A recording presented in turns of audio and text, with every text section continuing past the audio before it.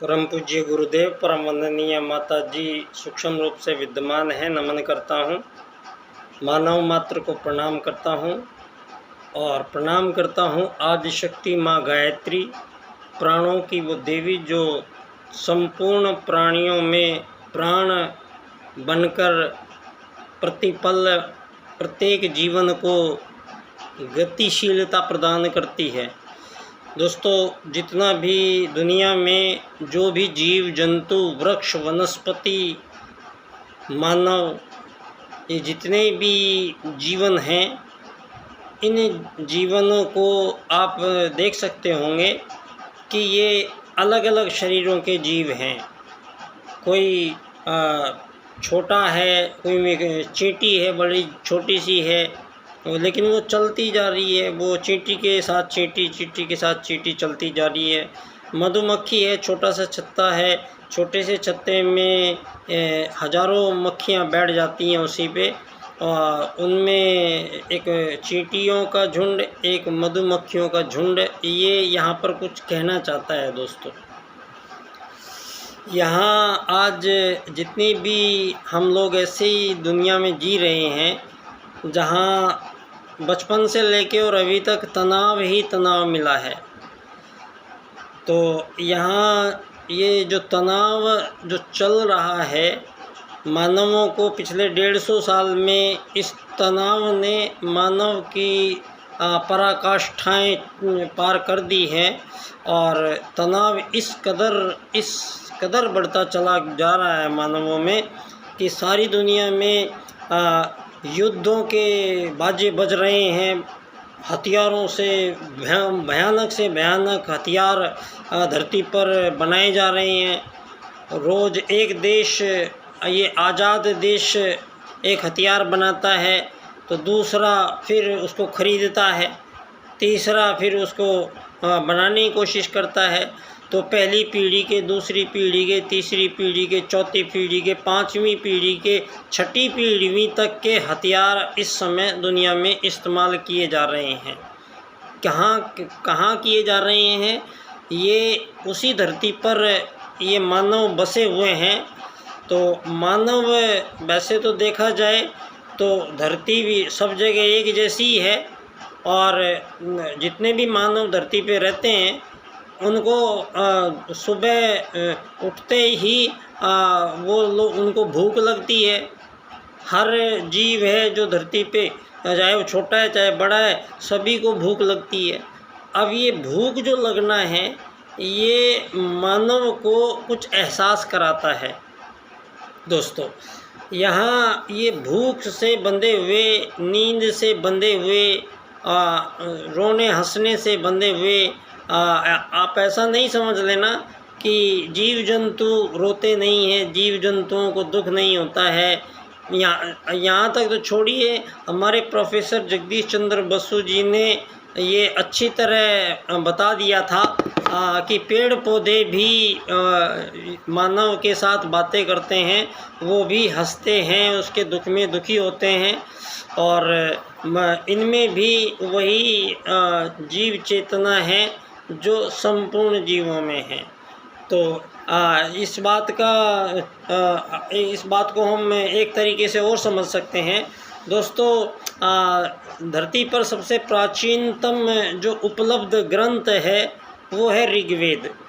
और ये जो ऋग्वेद है, वेद तो एक ही था, लेकिन बाद में इसके विस्तार के कारण और इसके बराबर इसको शोध और खोज के बाद में ऋषियों द्वारा तो इन्होंने 4 वेद गिनाए हैं जो सनातन हैं, शाश्वत है।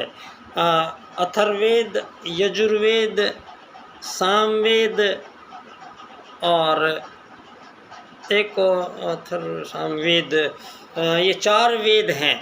तो 4 वेद में दोस्तों ये जो आयुर्वेद एक आता है, तो आयुर्वेद में महर्षि पातंजलि और यहाँ पर चरक, महर्षि चरक का विशेष तौर से मैं जिक्र करना चाहूँगा, क्योंकि दोस्तों महर्षि चरक ने आत्म साधना के द्वारा वो शक्ति अर्जित की उन्होंने कि उनमें पेड़ पौधों से बात करने की, उनकी भाषा को समझने की शक्ति आई उनमें। और उन्होंने लगभग संपूर्ण प्रकार की वनस्पतियों के औषधीय गुण, किस किस में कौन सी पोषण करता गुण, तो वो स्वयं ही जब तप के बाद में उनमें ये शक्ति आई तो वो जड़ी बूटियों के पास, पेड़ पौधों के पास जाते थे और उनसे वार्तालाप करते थे और अपनी किताब में नोट कर लेते थे। इस प्रकार से उन्होंने पूरा आयुर्वेद चरक संहिता लिख दिया दोस्तों। और वो चरक संहिता आज तक उसका कोई तोड़ नहीं है। और ये जितने भी आज तक ये कोरोना काल के वायरस भी आए हैं तो इनका निराकरण करने का उपाय भी आयुर्वेद के उसमें मौजूद है हमारे दोस्तों। तो क्योंकि मानव जीवन चेतना वाला प्राणी है, इसको ये भौतिक शरीर नहीं है, इसको ये बात को पहले क्लियर कर लेना है। यहाँ पर ये जो जितनी भी मानवों के बीच में लड़ाइयाँ चल रही है, युद्ध, शोषण, वध, हत्याएँ चल रही हैं, यहाँ लगभग 1 अरब लोग के करीब दुनिया में भूखे मरते हैं। लगभग 2-2.5 अरब लोग ऐसे हैं जिनके पास अभी कोई छत नहीं है। यहाँ मानवों को जो पिछले इस 150 साल से ये पूंजीवादी लोकतंत्र नाम रखा गया है और ये पूंजीवादी लोकतंत्र से मानवों को आज़ाद कर के और आपस में लड़ाइयाँ करवा के मानवों के बीच में, और उनको हथियार दोनों को सप्लाई किया और दोनों से कमाई की, दोनों को लड़ाया। और फिर आज़ादी का सर्टिफिकेट जो जीत गया उसको उन्होंने फिर आज़ादी का सर्टिफिकेट दे दिया 99 साल की लीज पे। और ये आज़ादी के सर्टिफिकेट पे सबसे पहला क्लू ये लिखवाया गया है, सब देशों से ये लिखवाया गया है कि आपका देश आज़ाद भी हो जाएगा, आप आज़ाद ही हो।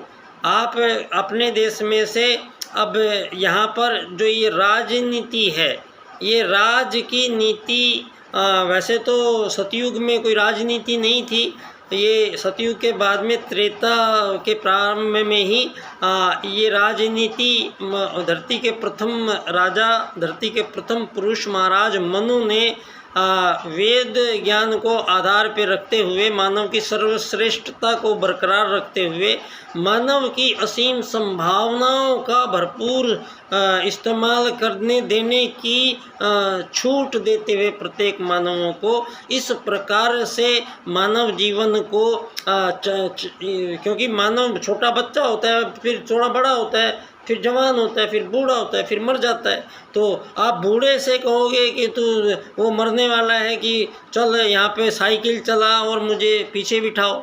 ये देखा मैंने अभी, एक रिक्शा में बूढ़ा जा रहा था, खींचते रिक्शा, और उसमें 2 आगे और 2 पीछे, 4 आदमियों को वो बूढ़ा खींच रहा था। तो ये क्या दर्शाता है?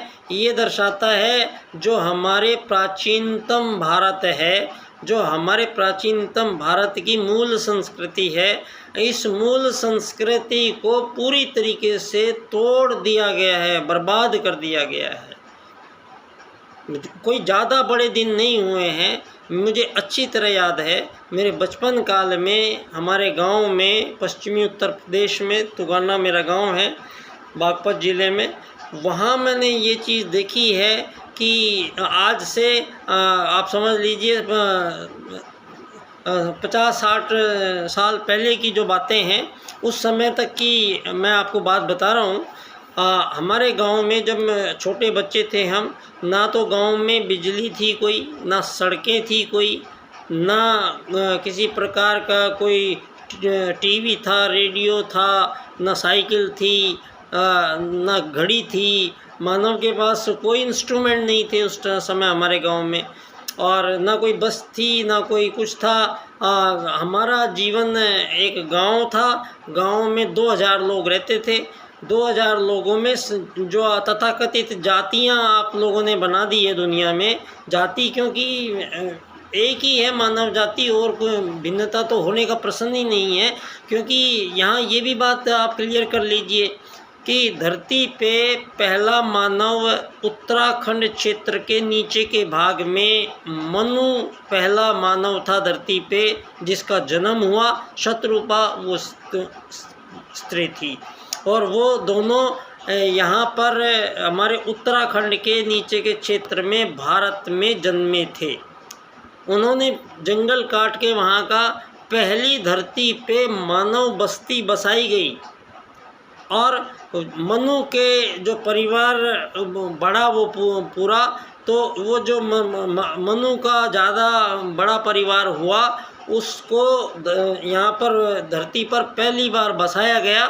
और मनु धरती पे पहली बार मानव बस्ती आई, और वो लोग, उन लोगों को कहा गया है आर्य लोग। आर्य ये कोई जातिवादी नहीं है। आर्य एक उनकी जो उनके कार्यक्रम वो करते थे, जो जिस प्रकार के उनका चिंतन था, कार्यक्रम थे, उनको देखते हुए मानव को श्रेष्ठ से श्रेष्ठतम बनाना था। तो मानव को श्रेष्ठतम बनाना था, यही ईश्वर की इच्छा भी थी। यहाँ पर जब मानव आया है तो मानव को किसी विशेष प्रयोजन के लिए बुलाया है, क्योंकि वैसे तो संपूर्ण प्राणियों में वो परमात्मा का ही एक अंश आत्मा संपूर्ण प्राणियों में वही विद्यमान है। चिड़िया में भी वही आत्मा है, तोते में भी वही आत्मा है, बंदर में भी वही आत्मा है, मानव में भी वही आत्मा है, सांप में भी वही आत्मा है, शेर में भी वही आत्मा है, वही आत्मा पेड़ पौधों में भी है। ये जो आत्म तत्व है ये आपको दिखाई नहीं देता है। क्यों? ये सूक्ष्म है, स्थूल, सूक्ष्म और कारण। हमारे ये जो भौतिक शरीर हम देख रहे हैं इसके भी 3 सिरे हैं। ये जो बाहर से दिखाई दे रहा है ये तो स्थूल शरीर है, सूक्ष्म शरीर इसके अंदर निवास करता है, और कारण शरीर ऊपर इसके चारों तरफ एक वलय का रूप धारण करता है। और शरीर के 5 कोष होते हैं जो उसको मेंटेन करते हैं। आपको शरीर को संचालन की बारीक से बारीक जानकारियाँ होनी ज़रूरी है। सबसे पहला ये जो मानव का शरीर है ये बनता है अन्न से। अन्न, तो अन्न कैसे होते हैं? अन्न 2-3 प्रकार के होते हैं, एक सात्विक, एक राजसिक और एक तामसिक। तो यहाँ पर मानव सर्वश्रेष्ठ जीव है, वो सात्विक प्राणी है और सात्व का ही वो ग्रहण करता है। तो मानव को सत्व का दिया गया तो विचार उसके उच्च कोटि में अवस्थित होते थे, क्योंकि मानव के शरीर के अंदर का